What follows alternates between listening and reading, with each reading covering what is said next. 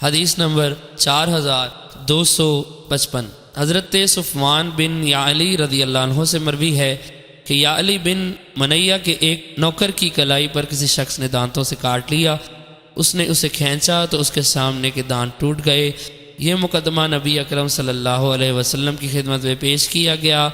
آپ نے اس کا دعویٰ باطل کر دیا اور فرمایا تم اس کے ہاتھ کو اونٹ کی طرح چبا ڈالنا چاہتے تھے۔ حدیث نمبر 4256 حضرت عمران بن حسین رضی اللہ عنہ سے مروی ہے کہ ایک شخص نے دوسرے شخص کے ہاتھ پر کاٹ ڈالا۔ اس نے اپنا ہاتھ نکالا تو اس شخص کے سامنے کے دانت گر گئے۔ اس نے رسول اکرم صلی اللہ علیہ وسلم کی خدمت میں فریاد کی تو رسول اللہ صلی اللہ علیہ وسلم نے فرمایا تم کیا چاہتے ہو؟ تم یہ چاہتے ہو کہ میں اس کو اس بات کا حکم دوں کہ وہ اپنا ہاتھ تمہارے منہ میں رکھے اور تم اسے چبا ڈالو جس طرح اونٹ چباتا ہے، حتیٰ کہ وہ اسے چبا ڈالے پھر نکال لینا۔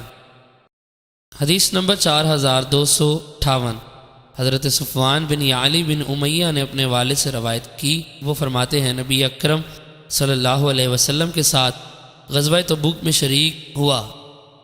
وہ فرماتے ہیں مجھے اپنے عمل میں سے صرف اس پر سب سے زیادہ بھروسہ ہے۔ حضرت صفوان کہتے ہیں حضرت یعلی نے فرمایا میرا ایک نوکر تھا، وہ ایک شخص سے لڑا تو ان میں سے ایک نے دوسرے کا ہاتھ کاٹ دیا۔ پھر صفوان کہتے ہیں مجھے حضرت یعلی بتایا تھا کہ کس نے ہاتھ پر کاٹا تھا۔ پھر جس کے ہاتھ پر کاٹا گیا تھا اس نے کاٹنے والے کے منہ سے اپنا ہاتھ نکالا جس کی وجہ سے اس کے سامنے کے دانت ٹوٹ گئے۔ وہ دونوں رسول اکرم صلی اللہ علیہ وسلم کی خدمت میں حاضر ہوئے تو آپ صلی اللہ علیہ وسلم نے اس کے دانتوں کی دید ساکت کر دی۔